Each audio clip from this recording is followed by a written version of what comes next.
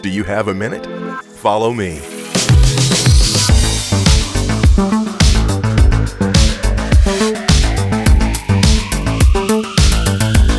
I specialize on the CFM 56.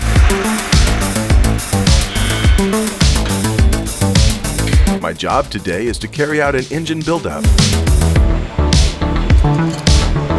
There's a lot of responsibility involved when I'm entrusted with an engine. I'm expected to be as efficient as possible without ever losing sight of the fact that quality is the top priority.